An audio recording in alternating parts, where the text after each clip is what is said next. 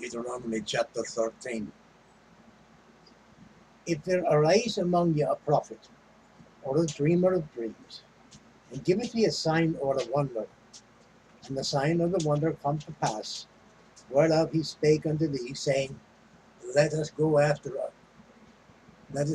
other gods which thou hast not known, and let us serve them.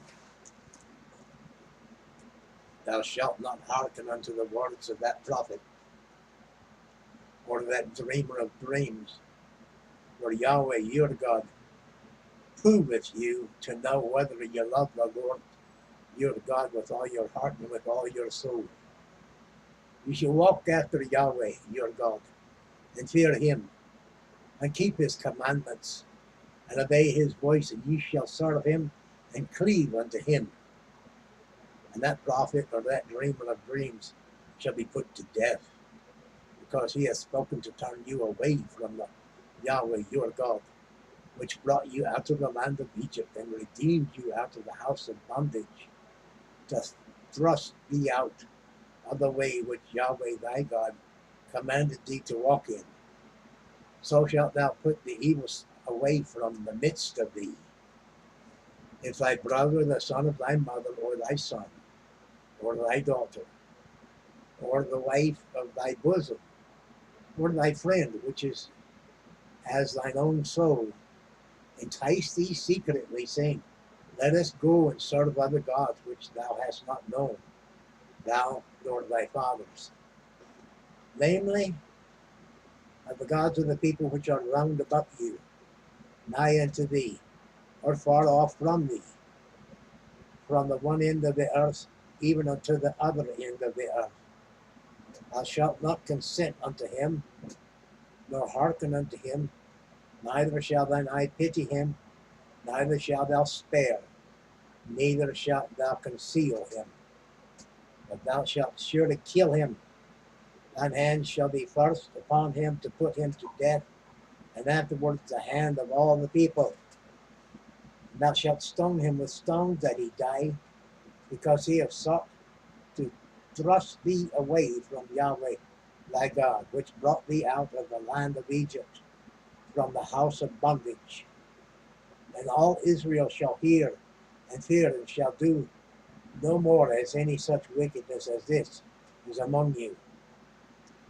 If thou shalt hear say in one of thy cities, which Yahweh thy God hath given thee to dwell there, saying, Certain men, the children of Belial, are gone out from among you, and have withdrawn the inhabitants of their city, saying, Let us go and serve other gods which ye have not known.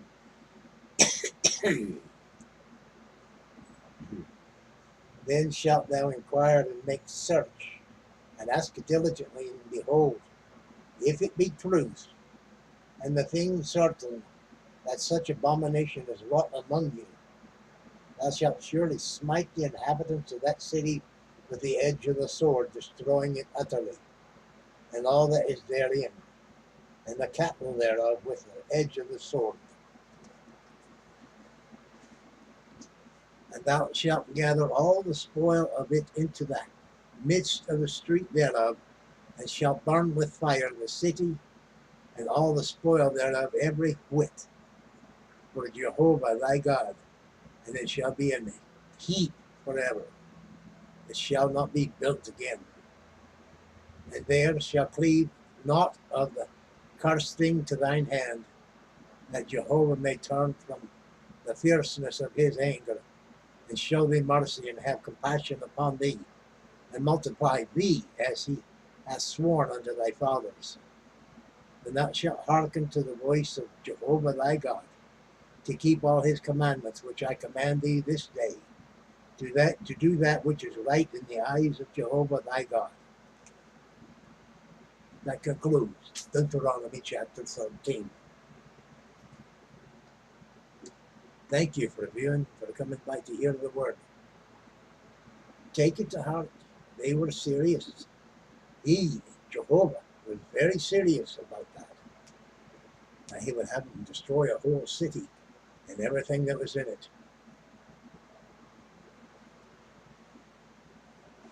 I don't don't know what their definition of how many people lived in the city, but it was enough to make sure they understood he was very serious about that.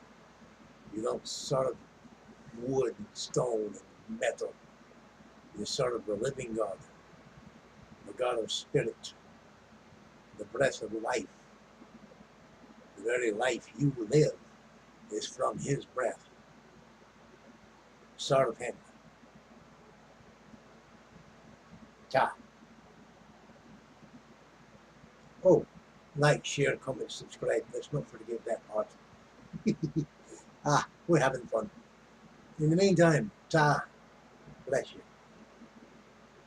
Oh, I just got to do it this way.